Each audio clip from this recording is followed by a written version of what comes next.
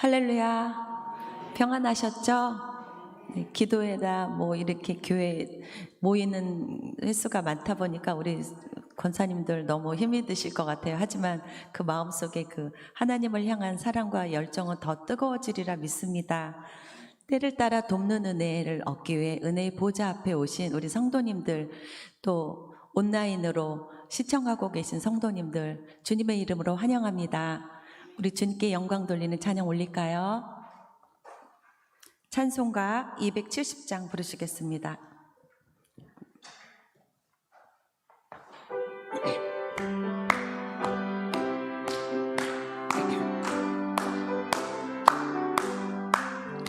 변찮는 주님의 사랑과 거룩한 보혈의 공로를 우리 다 찬양을 합시다.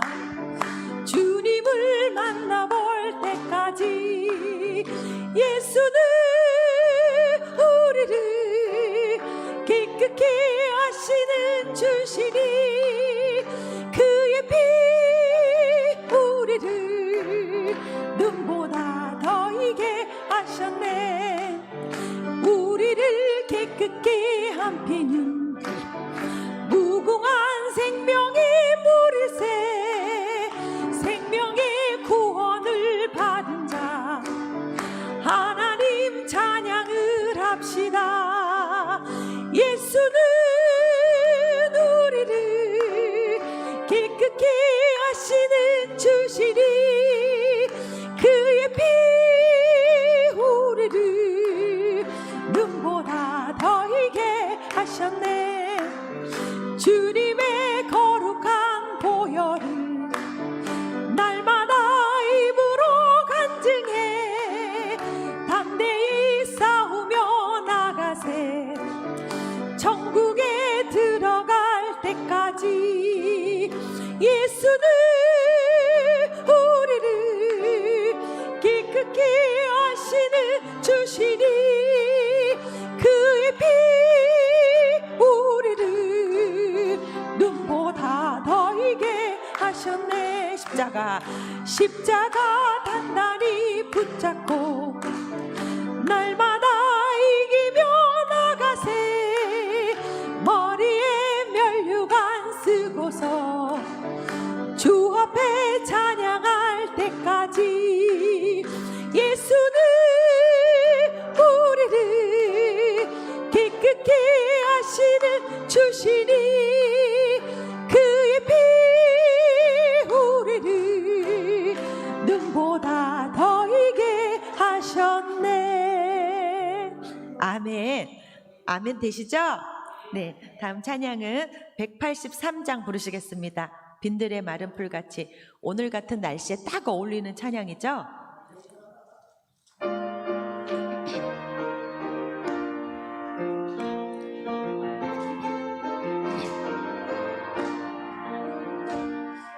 빈들의 마른 풀같이 시들은 나의 영혼. 주님이 약속한 성령 간절히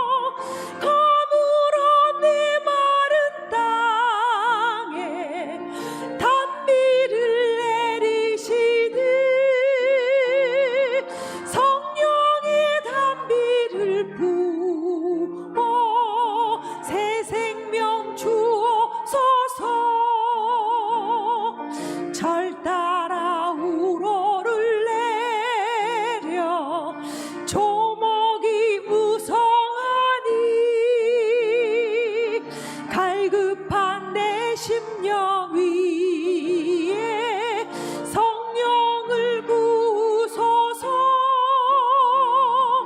가물어 메마른 땅에 단비를 내리시듯 성령의 단비를 부어 새 생명 주옵소서. 참되신 사랑의 언약 어길 수 있사오랴. 오늘의 흡족한 은혜 주실 줄 믿습니다. 가물어 메마른 땅에 단비를 내리시듯 성령의 단비를 부어 새 생명 주옵소서.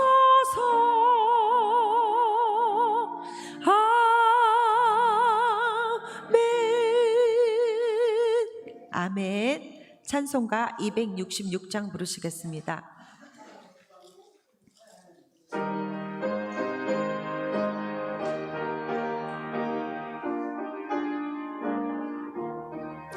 주의 피로 이룬 샘물 참 깊고 넓도다. 구원하는 크신 능력 다 찬송할지라. 찬송하세 주의 보혈 그 샘에 지금 나아가 죄의 피피 빠지니 몸 그 피로 씻어 맑히네. 죄악 세상 이김으로 거룩한 길 가는 나의 마음 성전 삼고 주께서 계시네. 찬송하세 주의 보혈 그 샘에 지금 나아가 죄의 깊이 빠지니 몸 그 피로 씻어 맑히네. 주 예수를 깊이 아는 놀라운 은혜 하늘나라 즐거움이 매일 새롭도다.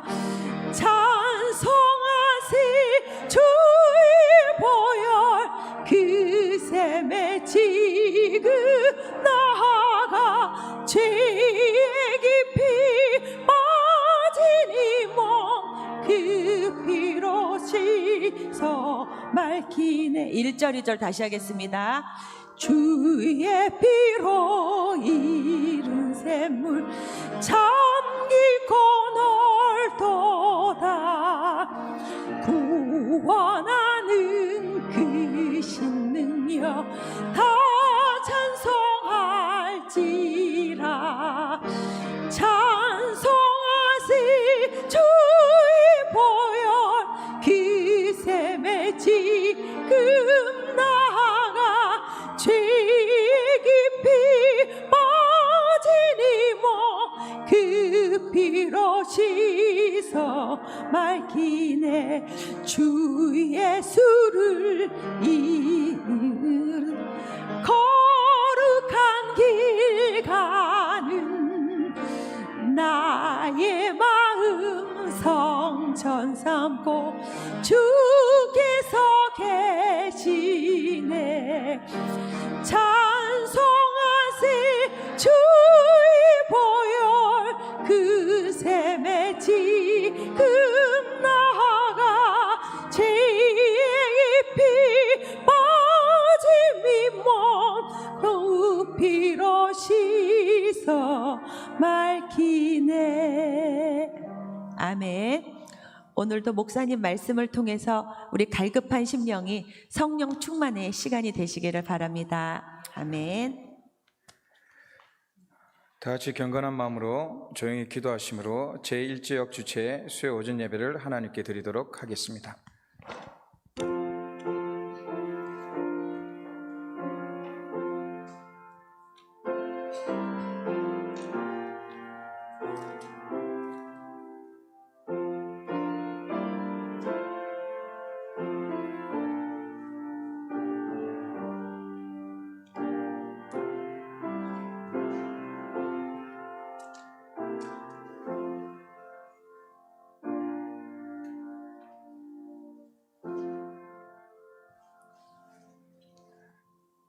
찬송가 304장 찬양하도록 하겠습니다. 찬송가 304장입니다.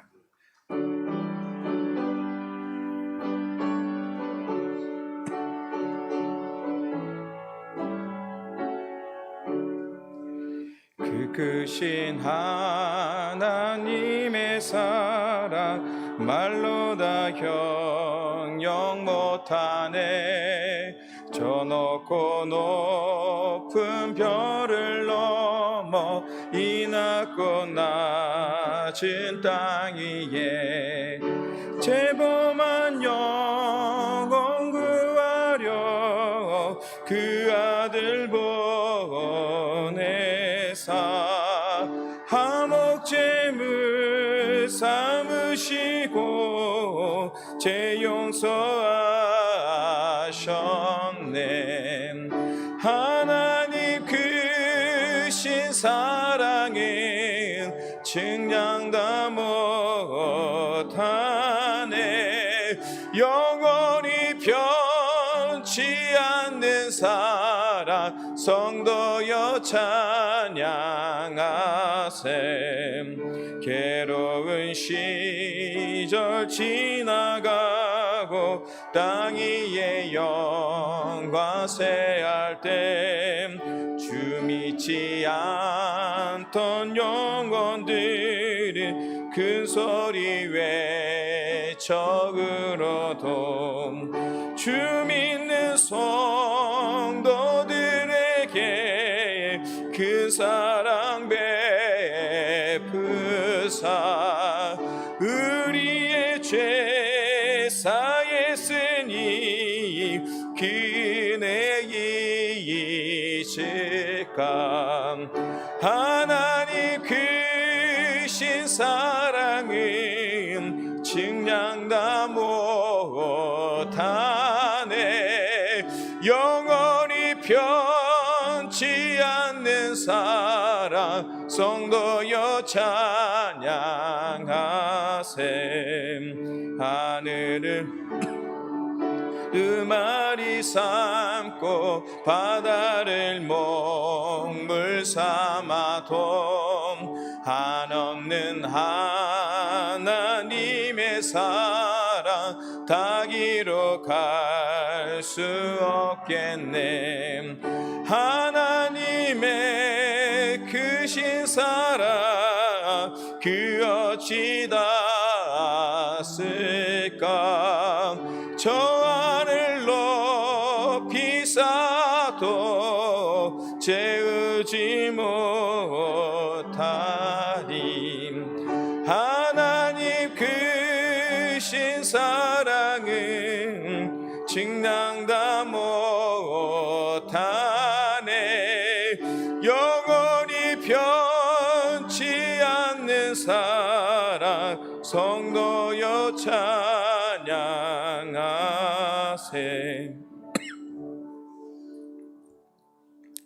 이 시간은 기도 시간입니다. 우리를 대표하셔서 박신혜 권사님 나오셔서 기도하신 후에 박영순 권사님께서 성경 말씀을 봉독하도록 하겠습니다.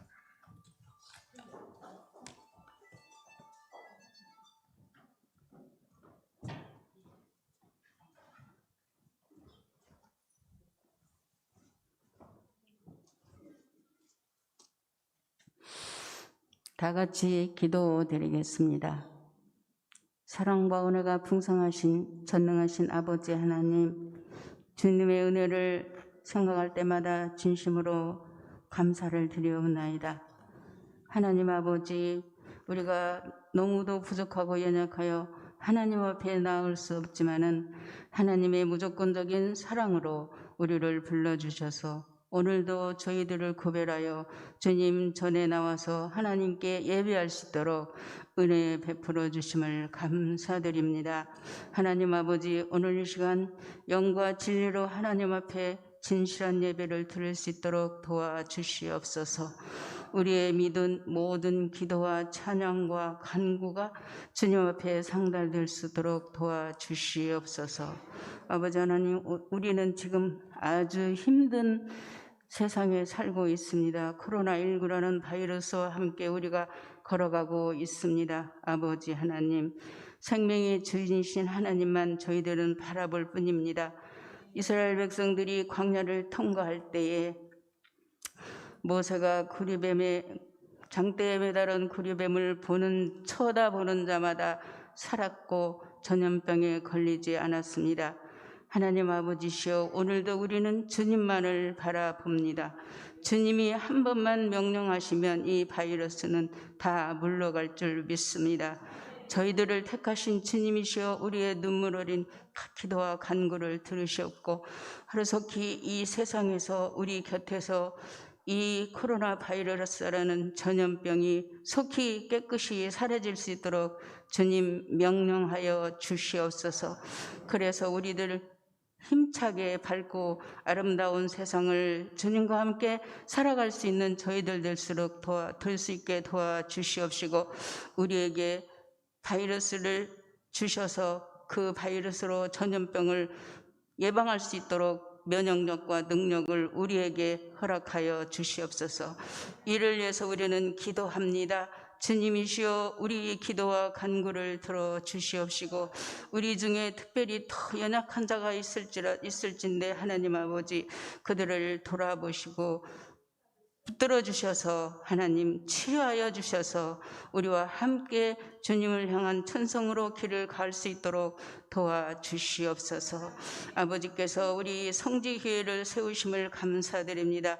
하나님이여, 이 지역의 많은 영혼들을 구원하시려고 우리 교회를 세우셨사오니 하나님 아버지시여, 우리들만 두지 마옵시고 주님이 친히 함께 하시어 우리가 우리의 사명을 다할 수 있도록 주님 도와주시옵소서. 하나님 아버지, 우리 교회는 담임 목사님 비롯하여서 4분의 목사님이 계십니다. 그분의 가르침과 교훈을 잘 받아서 저희들은 보고 듣고 따르며 살아갈 수 있게 도와주시고 신앙생활에 모범이 될 수 있게 하여 주시옵소서.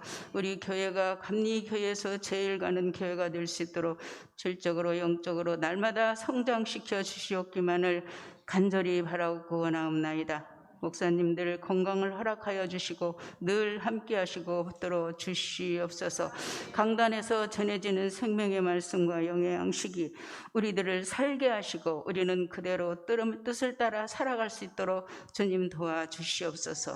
주님이 우리 성지교회를 세우시고 많은 기관을 주셨습니다. 그 기관 그가마다 주님이 함께 하시고 기관에서 이름 없이 빛도 없이 수고하시는 모든 분들에게 친히 안수하시고 복을 내려 주시옵소서. 하나님 아버지, 오늘도 말씀을 전하시는 목사님을 기억하시고 하나님이 함께 하시사 우리를 위해 준비하신 말씀을 잘 증거할 수 있도록 도와주시옵소서. 지금은 예배를 시작하는 시간입니다. 마치는 시간까지 주님 홀로 영광 받아 주시옵소서. 예수님의 이름 받들어 간절히 기도하옵나이다. 아멘.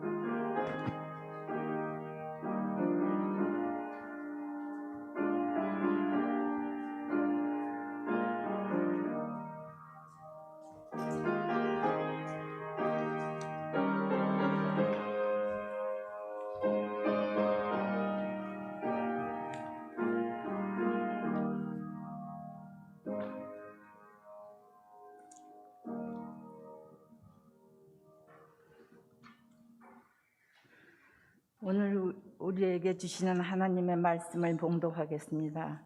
하나님의 말씀은 골로새서 3장 18절서부터 25절 말씀입니다. 아내들아, 남편에게 복종하라. 이는 주 안에서 마땅하니라. 남편들아 아내를 사랑하며 괴롭게 하지 말라.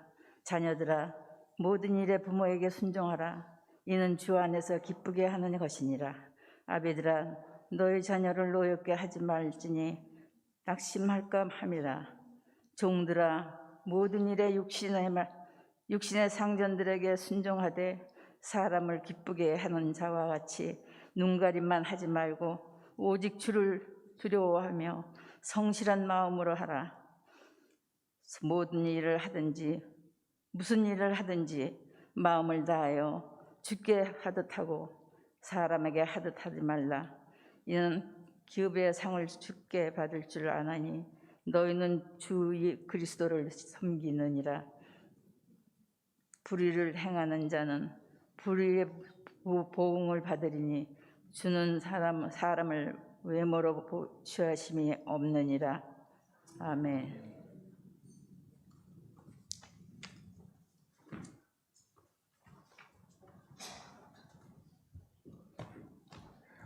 특별 찬양 시간입니다. 이 시간 일지역 나오셔서 하나님께 특성으로 영광 돌리도록 하겠습니다.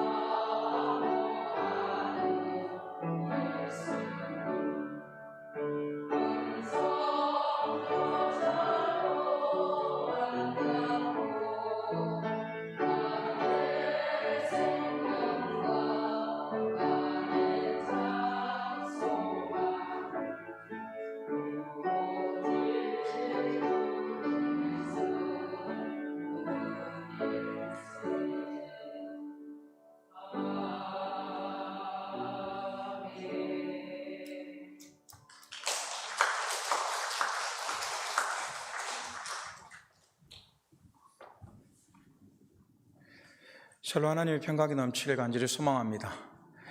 일지역은 늘 선의의 피해를 입는 지역입니다. 왜 그렇습니까? 모든 시작이 될 때 일지역부터 시작되잖아요. 대표 기도도 일지역부터 시작되고 특성도 일지역부터 시작되고, 그래서 본의 아니게 처음 시작되는 그런 자리죠. 그러나 하나님께서 교회에 선봉 쓸 수 있는 귀한 지역이 될 줄 믿습니다. 전법적으로 앞장서기에 하나님께서 앞장설 수 있는 복과 능력을 주실 줄 믿습니다. 그래서 일지역을 위해서 기도하실 때마다 힘달라고 늘 항상 기도해 주시길 원합니다. 이 지역 나왔을 땐 제가 또 뭐라 그럴까요? 둘째가 서러운 보물입니다. 또 하나님의 위로가 필요합니다라고 얘기하겠죠. 각 지역마다 특징이 다 있습니다. 그러나 중요한 것은 지역이 회복되길 원합니다. 지역장 중심으로 속장, 또 강사, 속원들이 한마음이 되어서 지역이 일어날 때 교회가 일어날 수 있습니다. 그래서 항상 교회를 위해, 속회를 위해, 또 앞장서는 이들을 위해 기도할 수 있는 귀한 교회가 될 줄 믿습니다. 기도하겠습니다. 하나님 감사합니다. 오늘 이 자리에 우리를 불러주심을 너무나 감사합니다. 시기적으로 어려운 이 시대 속에 하나님 우리의 영혼을 사랑하시고 우리의 예배를 받고자 이 자리에 불러주심을 너무나 감사합니다. 특별히 이 시간에 하나님의 음성이 들려줄 수 있도록 도와주시고 능력과 권능의 시간이 될 수 있도록 도와주시옵소서. 우리를 향하신 놀라운 뜻이 이루어지는 귀한 시간, 하나님이 훈장 받으시는 예배의 시간이 될 수 있도록 도와주옵소서. 말씀 듣는 가운데 치료의 기적이 일어나길 원합니다. 응답이 일어나길 원합니다. 믿음이 성장나게 되기 원합니다. 성령의 충만함이 일어나길 원합니다. 지키시고 보호하여 주시옵소서. 특별히 일지역 주간 예배로 드립니다. 사랑하는 일지역의 선봉이 앞에 서서 나아갈 때마다 권세와 영권과 힘을 다하여 주시옵소서. 부르짖으며 나아갈 때마다 응답받는 기도의 아름다운 간증이 충만할 수 있도록 도와주시옵소서. 모든 권세가 주께 있음을 고백하며 예수님 이름으로 기도합니다. 아멘. 인사 나누도록 하겠습니다. 샬롬, 하나님의 평강이 넘치길 원합니다. 그리고 휴대폰 끄시길 부탁드릴게요. 서로 보시고 휴대폰을 좀 끌 수 있도록 부탁드리도록 하겠습니다.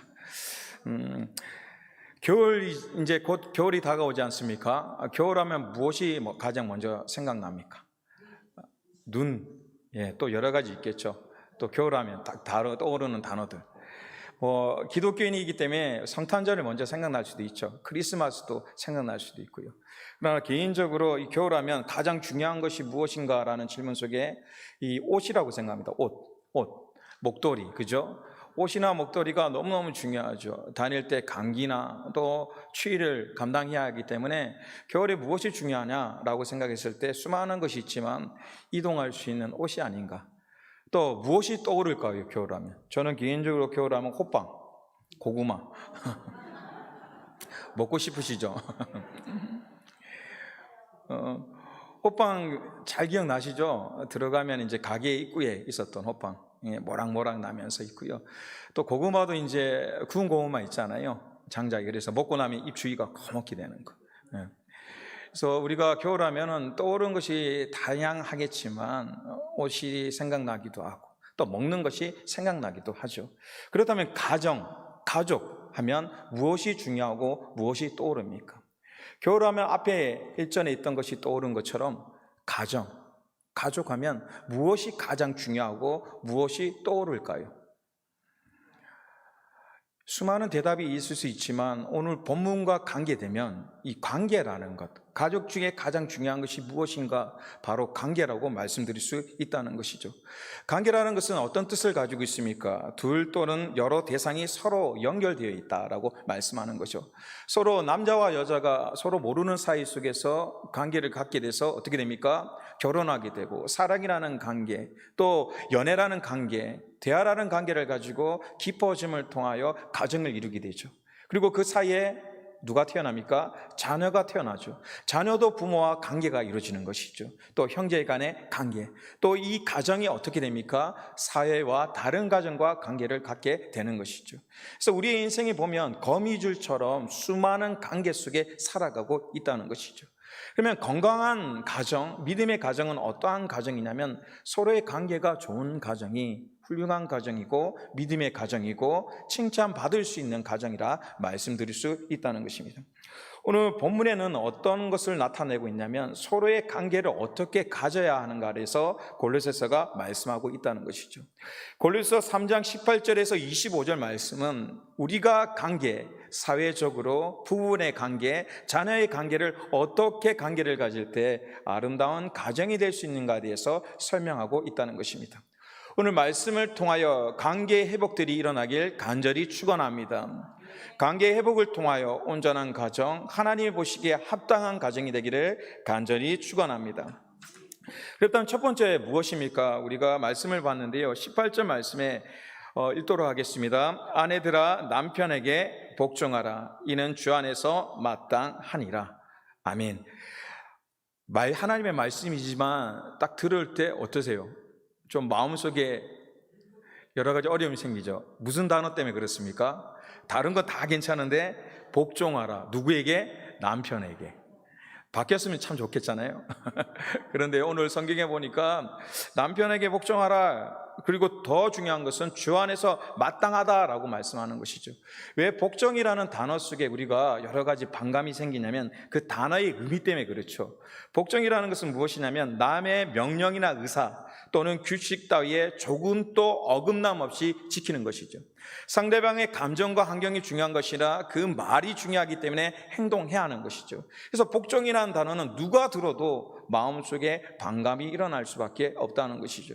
그렇다면 골로새서에서 왜 부부간의 관계 속에 복종하라라고 말씀하고 있을까요? 그것은 새로운 것이 아니라 그 시대상, 그 시대 속에서는 하나의 미덕이라 생각할 수 있는 도덕적인 말이었다는 것을 이해했으면 좋겠습니다.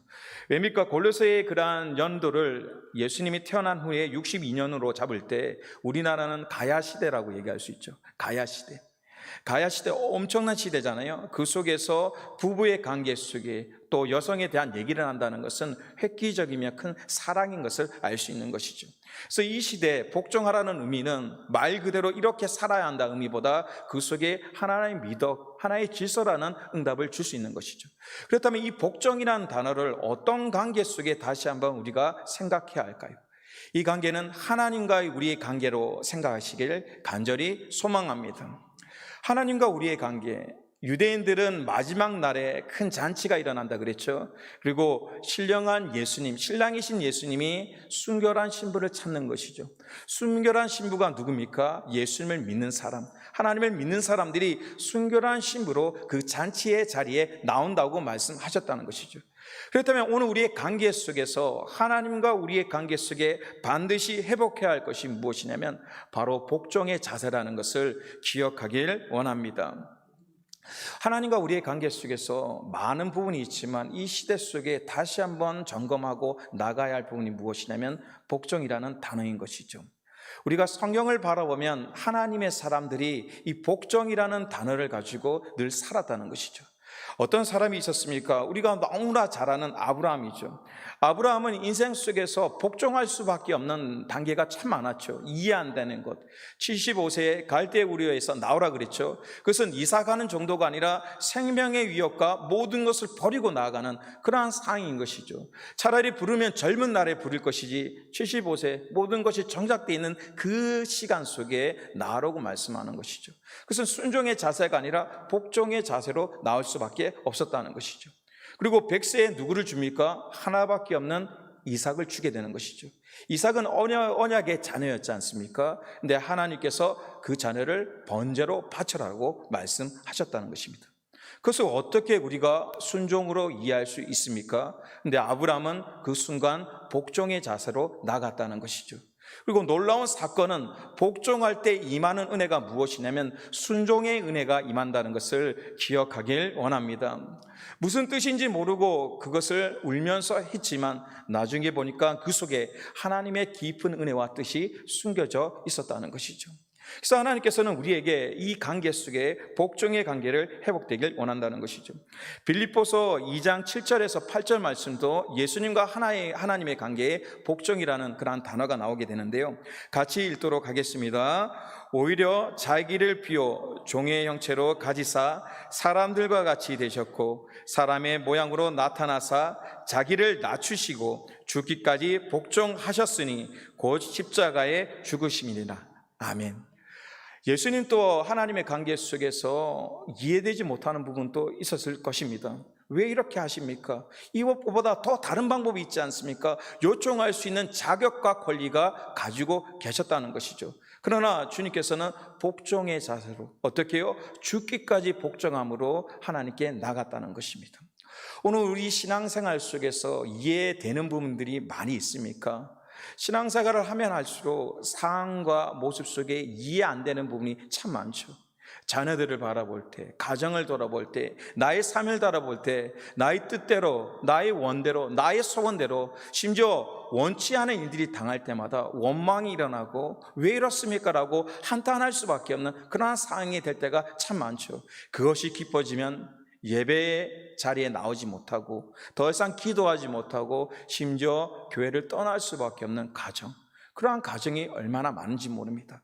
그러나 하나님께서는 뭐라고 말씀하시냐면 하나님과 우리의 관계 속에 다시 한번 복종의 아름다운 능력들이 회복되길 원합니다. 복종은 어렵고 힘들지만 그 속에 하나님의 깊은 은혜가 숨겨져 있다는 것이죠. 다윗을 바라볼 때도 인생의 복종의 단계가 참 많았죠. 자신은 목동이었는데 주님께서 선택하셨잖아요. 그리고 기름을 부으셨잖아요. 그리고 왕으로 세우셨잖아요. 그러면 모든 일이 순탄해야 되는데 사울이라는 큰 적을 만나게 되죠. 자신의 장인. 그리고 그 장인이 얼마나 미워하는지 시시때때로 자신을 죽이려고 모든 백성과 나라를 동원하는 모습, 그 속에서 처절한 가운데 도망 다닐 수밖에 없는 상황이었죠. 그리고 더 나아서 중요한 것은 자신이 사울을 죽일 수 있는 환경과 시간이 참 많았다는 것이죠. 그러나 그 순간마다 어떻게 했습니까? 복종하였다는 것이죠. 지금 죽이게 되면 모든 것이 끝나지만 그 복종 가운데 하나님의 뜻을 발견하게 된 것이죠. 하나님께서 그 복종을 통하여 다윗의 나라와 왕국을 더 아름답게 말씀으로 세우기 위한 아름다운 준비를 하고 계셨다는 것입니다. 그렇게 오늘 우리 삶 속에 이해되지 않는 부분이 있습니까? 복종하시길 간절히 소망합니다. 그 속에 하나님의 순종이 있다는 것이죠. 그래서 하나님께서 이 복종 가운데, 십자가의 복종 가운데 순종의 아름다운 비밀을 발견하게 되시는데요, 예레미야 42장 6절 말씀입니다.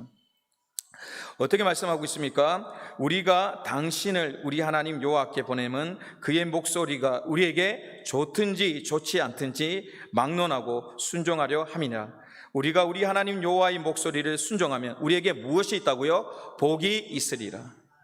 하나님께서는 순종을 통하여, 복종을 통하여 순종을 주시고 순종을 통하여 우리 삶 속에 하늘에 주신 복을 주시겠다고 약속하고 있다는 것입니다. 그래서 오늘 우리의 관계 속에, 하나님의 관계 속에 복종의 자세가 일어나길 원합니다. 이해로서 나가는 것이 아니라 이해되지 않아도 하나님의 뜻과 말씀이기에 그것을 순종으로 나아가는 것입니다.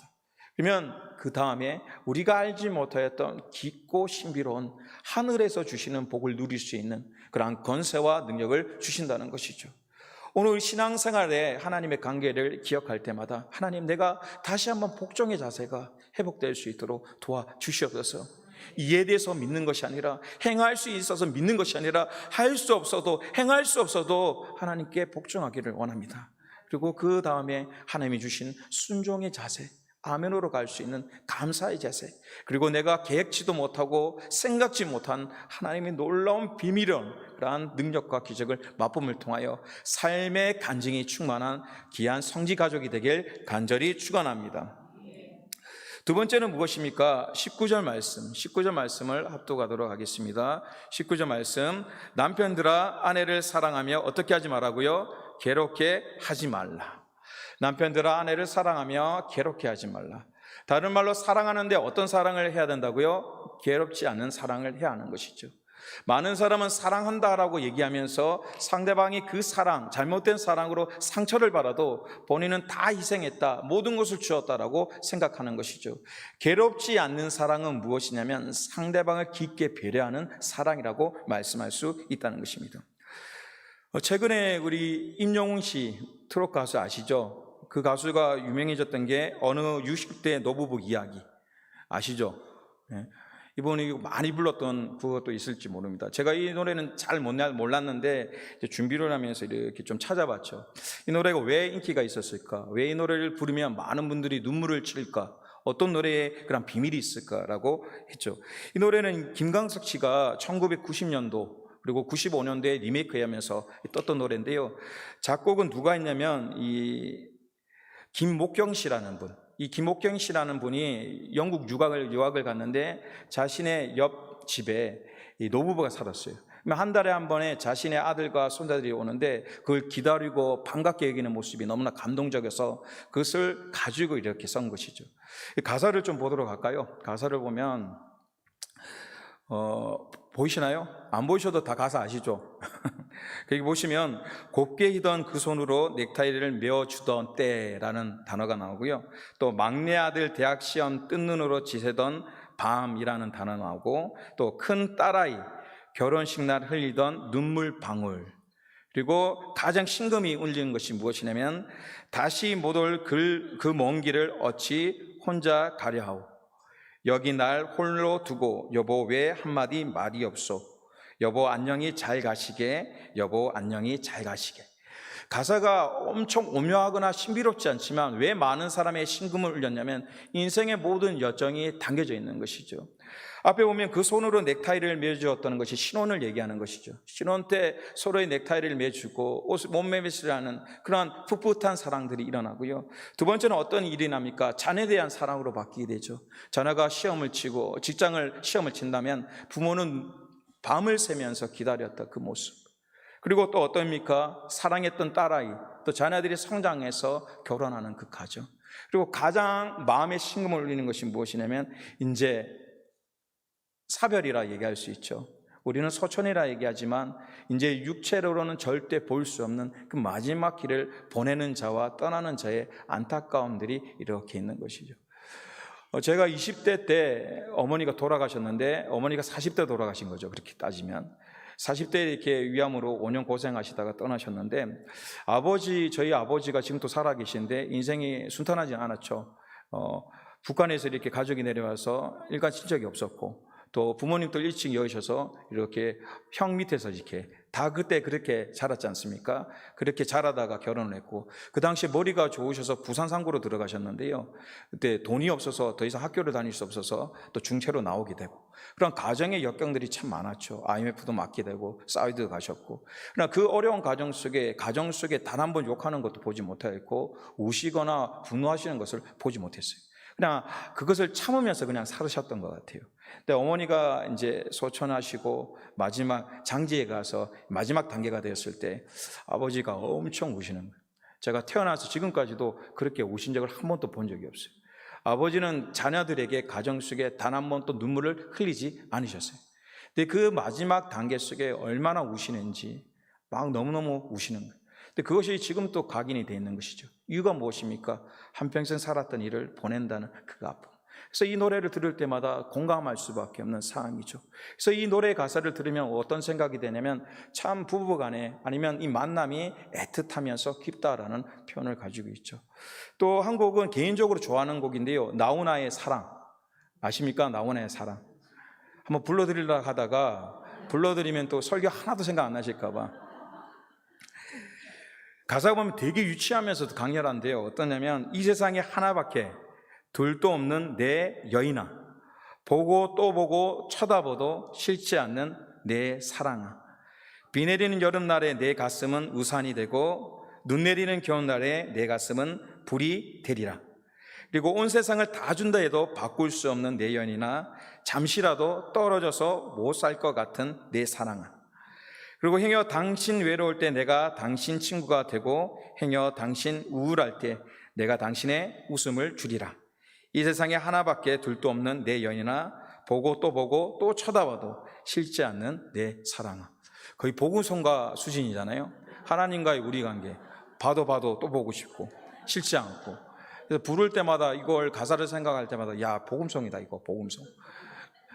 이 보면 되게 유치해 보이잖아요. 야 보고도 불러봐도 또 비가 올 때 우산이 돼줄게.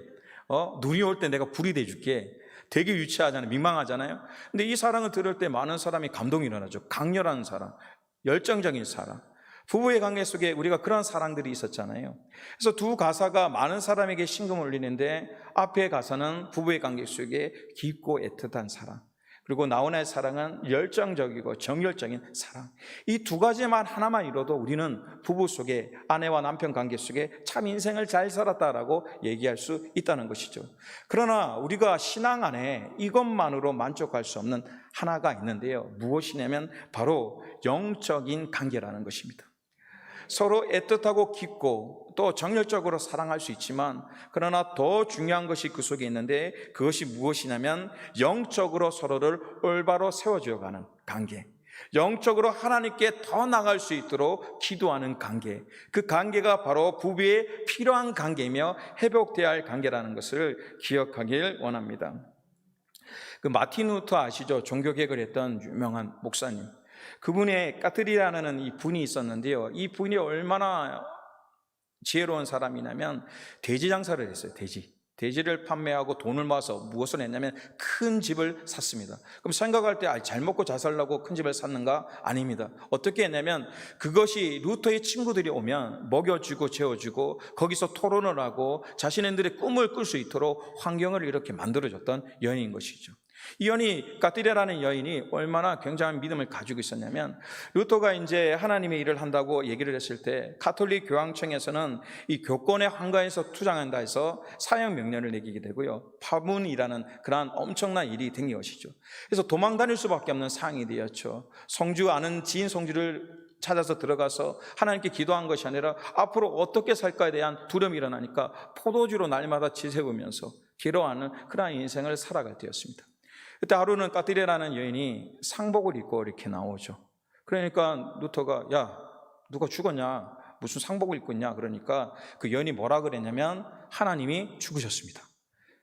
루터가 어떻게 했어요? 분노가 일어나죠. 무슨 말도 안 되는 소리냐고 하나님이 어떻게 죽냐고 라고 얘기했을 때 이 아내가 뭐라고 얘기합니까?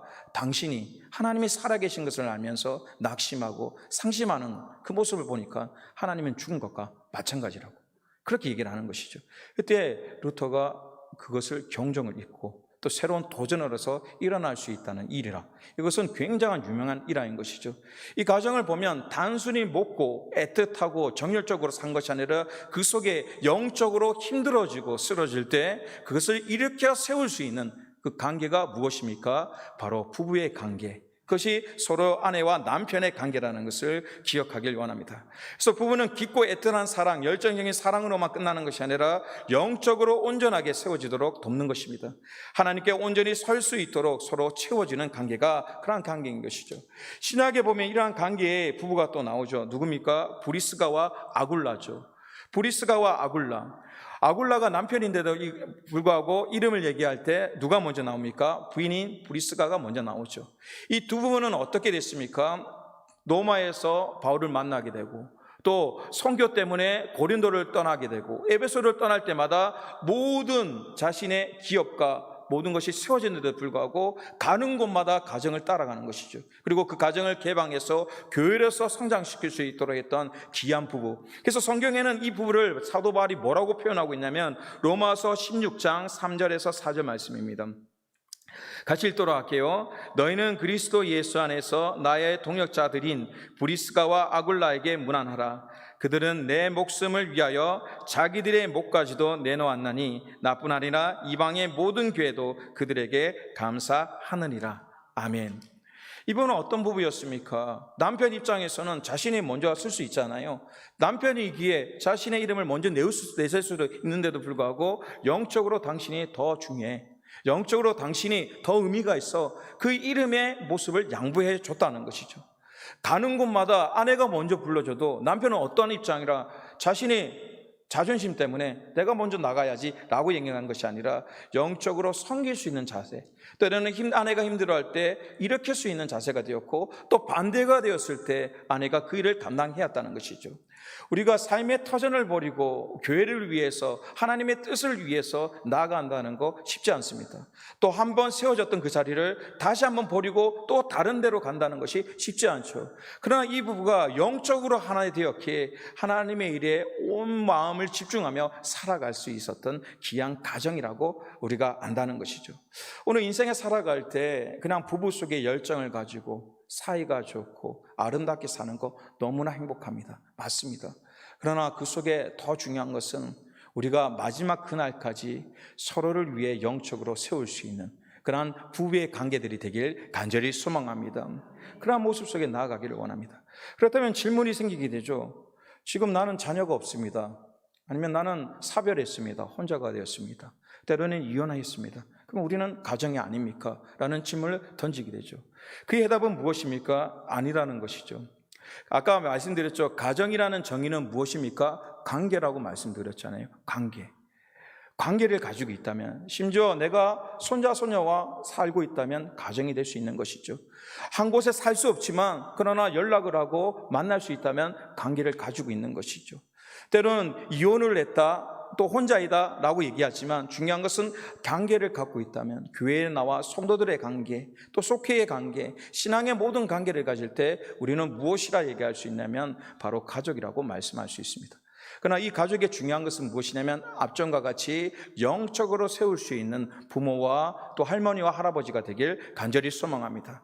뒤에 그림에 보면 무엇입니까? 아이들이 잘 먹고 성장하는 건 너무나 중요하지 않습니까? 그러나 하나님이 보시는 온전한 가족은 우리의 자녀와 손자가 소녀가 기도할 수 있는, 하나님을 알 수 있는 자녀로 세우는 것이 중요한 관계의 회복이라는 것을 마음속에 새기길 원합니다. 우리는 단순히 손자 자녀가 좋은 직장을 가고 좋은 곳을 먹고 나의 자녀가 좋게 사는 것, 그것이 축복이라고 생각하지만 더 큰 관계 회복은 무엇이냐면 우리의 자녀가, 우리의 손자 소녀가 어떠한 상해 속에서도 또 어려운 환경 속에서도 기도할 수 있는 자세로 키우는 것, 그것이 우리에게 가장 중요한 의미이며 노력이라는 것을 기억하길 원합니다. 2020년도에 잘한 것 중에 하나가 무엇이었냐면 선교를 갔다 왔잖아요. 베트남 선교를 준비를 해서 교회적으로 또 담임 목사님과 많은 분들이 도와주셔가지고 이제 1년에서 1년 반을 준비하고 베트남을 갔다 왔는데 조금만 늦게 갔으면 갈 수 없는 상황이었잖아요. 근데 가서 너무너무 좋은 분 만나서 좋은 사역을 했었는데 그때 아이들이 신방을 다니면서 큰 감동을 받았던 것이 베트남의 음식과 문화가 아니었고 가정의 방문이었죠. 가정의 방문. 어떤 가정이었냐면 남편과 아내, 부모들이 안 계셔가지고 이제 다른 데 위탁된 가정도 있었고 또 때로는 어머니가 정신병에 걸려서 같이 생활하고 있지만 할머니가 그것을 해야 되는, 그래서 변두리에 심지어 살 수가 없어서 무덤가 옆에 그렇게 만들어서 사는 이들이 참 많았죠. 더 가슴 아픈 것은 이 한국 사람들이 와서 자녀만 낳고 도망을 가버린 것이죠. 그래서 아버지는 한국 사람인 걸 알면서도 한 번도 보지 못하는 그 자녀들이 이렇게 일어나는 것이죠. 그래서 그 선교사님들이 그 아픔, 그 자녀들이 굉장히 아프잖아요. 그러면 아버지에 대한 상처, 한국에 대한 상처가 있기 때문에 그 아이들을 이렇게 데리고 와서 한국에 와서 이제 가정에 방문시켜서 저녁에만 가서 체할 수 있도록, 그리고 그 가정의 따뜻함을 느낄 수 있도록 하는 사역을 좀 하셨어요. 그래서 그 사역 이름을 한배 사역이라 이렇게 명칭하면서 진행되고 있고 또 진행하고 있음을 우리가 알고 있습니다. 그것을 보면서 참 감동받았던 것이 무엇이냐면 서로 알지 못하는 관계가 끊어져 있고 아파할 수밖에 없는 그 관계 속에서 하나님의 은혜로, 하나님의 능력으로 하나 되게 그 상처를, 그 공동체를 통하여 치유할 수 있는 그러한 기능과 방법이 참 가슴에 남았습니다. 이 얘기는 무엇 때문에 드립니까? 오늘 온전한 가정, 다른 말로 세상이 말하는 온전한 가정은 부부가 있고 자녀가 있고 그런 가정들을 얘기하죠. 그러나 이 시대 속에서는 그렇지 못한 가정들도 있다는 것이죠. 그렇지 못한 가정은 가정이 아닌 것이 아니라 그 가정을 어떻게 우리가 함께 해야 하냐면 신앙의 공동체로 함께 하시길 간절히 소망합니다. 사진 보이도록 할까요? 그 마지막 사진입니다. 이 기억나시죠? 언제입니까? 우리가 연말이 되면 크리스마스 예배 후에 정교회 사진을 이렇게 찍죠. 이게 너무나 우리에게 익숙해야 되는 사진인데 지금 시대 속에는 어떻습니까? 굉장히 낯선 거죠. 야, 저렇게 띄엄띄엄 있으면 어떻게 마스크도 안 쓰고 안전거리는 확보된 거 맞아? 수많은 얘기를 할 수밖에 없는 상황이 된 것이죠. 그럼 이 상황 속에서 우리가 회복해야 할 것이 무엇이냐면 바로 관계인 것입니다. 관계.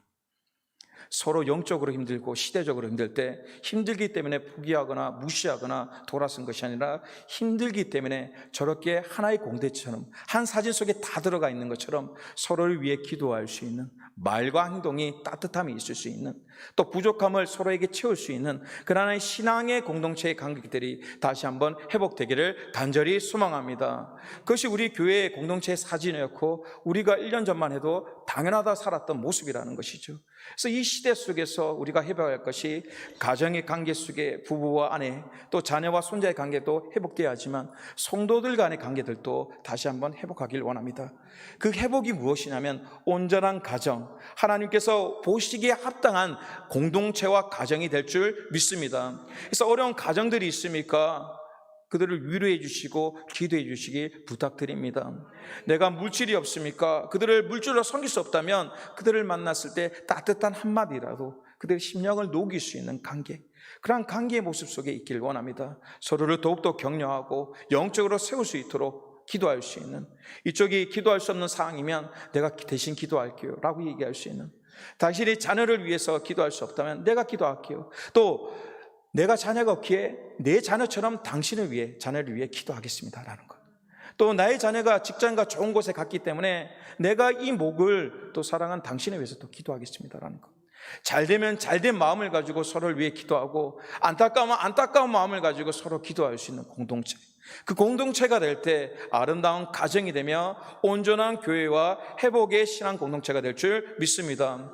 그러한 은혜와 능력들을 한 걸음 한 걸음 해가길 원합니다. 그래서 서로에 앉아있는 이분들은요, 너무나 귀한 하나님이 보내신 선물인 것이죠. 이 옆에 있는 이분들이 늘 일상적으로 만나는 분이 아니라 하나님께서 필요한 관계를 주시기 위해 보내셨던 사람이라는 것이죠. 그래서 이것이 영적으로 다 그물이 되어 있기 때문에 하나의 공동체로 예배를 드리고 함께 나아갈 수 있다는 것입니다. 그래서 좀 더 힘든 상황이지만 하나님을 바라보고 영적으로 서로 세워줄 수 있도록 협력하고 기도할 수 있는 아름다운 가정과 성도가 될 줄 믿습니다. 이 시간 기도하도록 하겠습니다. 큰 소리 안 이뤄줬습니다. 이 시간 통성으로 기도할 때 간절함으로 나아가기를 원합니다. 다시 한번 기도하실 때 하나님, 우리 자녀와 가정을 위해 기도하기를 원합니다. 신앙의 공동체를 위해서 이 시간 간절한 마음으로 기도하도록 하겠습니다. 하나님, 능력과 힘을 다하신 주님, 아버지 지키시고 보호하여 주시옵소서. 오늘 말씀을 따라 나아가기를 원합니다. 하나님, 진정 관계들의 회복들이 일어나길 원합니다. 상실되었던 하나님의 관계 속에 복종과 순종으로서 다시 한번 회복되어 나아가길 원합니다.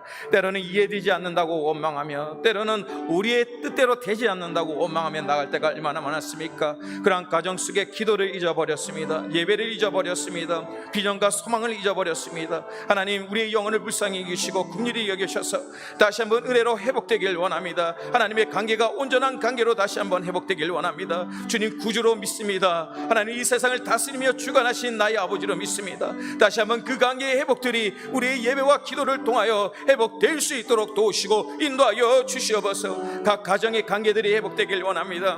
부부의 관계와 또 자녀의 관계와 성도들의 관계들이 회복되길 원합니다. 잘 먹고 사는 것, 그것이 우리의 목적이 아닙니다. 다시 한번 영적으로 하나님께 나아갈 수 있는 것, 그 일을 위해 힘을 쓰며 땀을 흘리며 피를 흘리는 것, 그것이 교회의 목적이며 가정 공동체의 목적인 것을 다시 한번 고백합니다.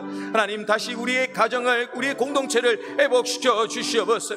우리의 관계들을 회복시켜 주시옵소서. 서로를 위해 기도할 수 있는 관계, 서로를 위해서 울 수 있는 관계, 서로를 위해 기뻐할 수 있는 관계, 서로를 용서하며 화해할 수 있는 관계의 회복들이 주님의 은혜와 능력으로서 일어나기 간절히 소망합니다. 다시 한번 우리의 영과 우리의 마음을 회복시켜 주시옵소서. 우리의 관계들을 회복시켜 주시옵소서. 우리의 예배를 회복시켜 주시옵소서. 우리의 기도와 우리의 삶을 회복시켜 주시옵소서. 무엇보다 예배를 통하여 하나님께 나아가기를 원합니다. 하나님과 동행하기를 원합니다. 기도로 부르짖으며 나아가기를 원합니다. 간절히 나아가기를 원합니다. 하나님, 다시 한번 우리의 관계 속에 허물었던 모든 것들을 회복시켜 주시옵소서. 진정 하나님이 원하시는 이런 가정이 되게 하여 주옵소서. 모든 권세와 영광이 주께 있음을 고백하며 살아계신 주 예수 그리스도의 이름으로 기도합니다.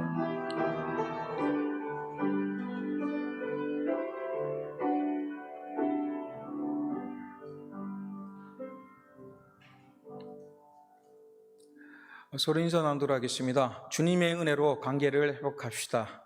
주님의 이름으로 관계를 회복하십니다. 주님의 은혜로 관계가 늘 회복되기를 원합니다. 손 마음대로 한번 잡아보고 싶죠? 한번 마음껏 끌어안아보고 싶기도 하고, 그렇죠? 너무나 안타까운 것이 있지만 그러나 그 마음속에 늘 영적으로 마음적으로 끌어안아 주시고 손잡아 줄 수 있는 그런 교회가 되길 원합니다. 계속적으로 자녀를 위한 부모 특별 기도회가 진행 중에 있습니다. 매일 월요일부터 금요일까지 새벽 5시와 저녁 8시, 그리고 수요일 날은 수요 저녁 예배 때문에 7시 반에 드립니다. 그래서 기억하셔서 수요일 날만 7시 반, 그리고 평일 날은 8시로 기억하셔서 준비하시면 좋겠습니다. 그리고 예배 후에 지역장님은 본당에 남아주시길 부탁드립니다. 지역장님들은 예배 후에 본당에서 남아주시길 부탁드립니다. 그리고 기도자 명단 있지 않습니까? 이번 주 토요일까지 반드시 주셔야 수정 가능하니까 손자와 손녀 또 기도의 제목들을 반드시 주셔서 같이 기도할 수 있도록 부탁드립니다. 다 일어나셔서 파송의 찬양 후에 담임 목사님께서 나오셔서 드려진 헌물을 위해 기도하시고 축도로 예배를 마치도록 하겠습니다.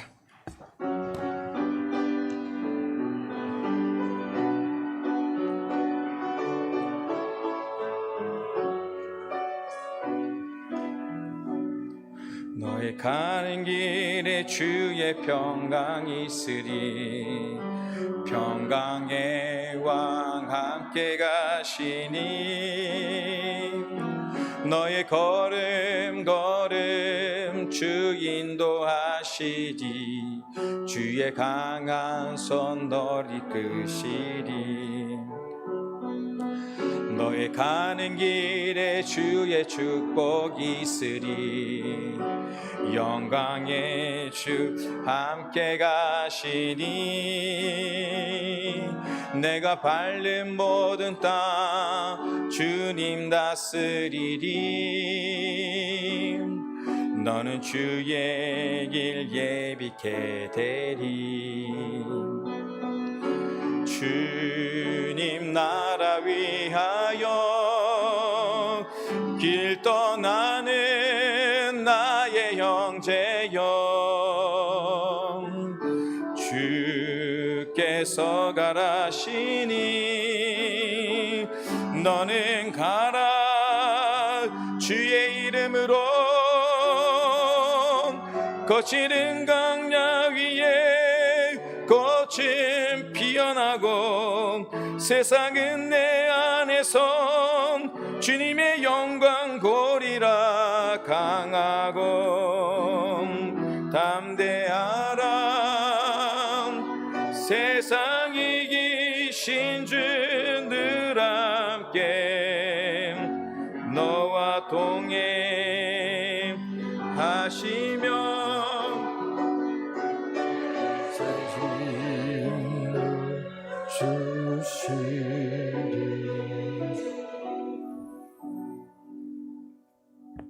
김혜순 권사님, 문준호 선생 11전금을 드렸고, 추수감사예물 김혜순 권사님, 육려선교회 교회 15회성 차량 구입헌금 드렸습니다. 지난 3일 동안도 저희를 은혜의 창중 안에 붙들어 주셨고, 특별히 사랑하는 자녀 손들을 위하여서 부모님들의 특별한 새벽 기도회와 저녁 기도회를 통하여서 우리로 기도하는 자리, 또 기도의 시간들로 또 보낼 수 있도록 은혜로 함께 하신 아버지 하나님 진심으로 감사를 드리옵나이다. 오늘도 먼저 주님 앞에 드려지는 귀한 예물을 올려드리옵나니 주님께서 기쁘게 흠양하여 주시옵시고, 특별히 차량 구입 헌금으로 봉헌하는 육려선교회 또 연합여선교회, 하나님께서 더 큰 부흥의 역사가 있게 하시고, 구입된 이 차량이 하나님 영광을 위하여 또 거룩한 교회의 성도들을 위해서 아름답게 쓰여지고 사용되어질 수 있는 귀한 차량이 될 수 있도록, 또 구입되어지는데 어려움이 생겨나지 아니하도록 우리 하나님 함께하여 주시고 그 손길들을 축복해 주시기를 간절히 바라옵고 원하옵나이다. 김혜순 권사님 귀한 가정 속에 11조와 추수 예물을 드렸사오니 주님께서 성별하신 가정, 하나님 믿음의 반석 위에 세우시고 이 가정 속에 하나님의 뜻이 이루어지게 하시고 또 하나님의 놀라운 축복이 열매가 맺혀질 수 있도록 해마다 주님 더 큰 은혜와 사랑의 손길로 역사하여 주시옵소서. 오늘도 주의 종을 통해서 들려주신 귀한 말씀을 우리가 마음판에 새기기를 원하나이다. 우리 하나의 때마다 진정한 순종과 복종의 믿음이 있게 하여 주시고, 우리의 영적 관계가 하나님 앞에 합한 귀한 관계가 되게 하여 주셔서 육신의 혈육만이 아니라 예수 그리스도의 보혈의 은혜, 보혈로 하나 된 믿음의 한 가족, 믿음의 한 식구가 되게 하여 주심으로 주님 나라 임하는 그때까지도 우리가 한 마음으로 한 사랑으로 나아갈 수 있도록 성령 하나님이여 역사하여 주시옵소서. 시간마다 우리의 기도를 들으시고 우리의 소원에 응답해 주시기를 원하시는 주님, 때마다 때를 따라 응답하시되 가장 좋은 것으로, 가장 선한 것으로 우리에게 은혜로 열매 맺게 하여 주시옵소서. 비록 험난하고 험악한 세월이지만은 말씀으로 승리하게 하여 주시고 믿음으로 승리하며 나갈 수 있는 주님의 백성들 다 될 수 있도록 은혜를 베풀어 주시옵소서. 이제는 우리 주님 예수 그리스도의 은혜와 하나님 우리 아버지의 극진하신 사랑하심과 오늘도 우리 가운데 내주하시며 또 역사해 주시며 도와주시는 성령의 크고 놀라우시는 정이 사랑하는 우리 성지가족, 어린아이로부터 모든 어르신들에 이르기까지 한 가정마다 한 일터마다 그리고 그 생업과 자녀 손들에 이르기까지 이제로부터 영원토록 함께 하시기를 간절히 축원하옵나이다. 아멘.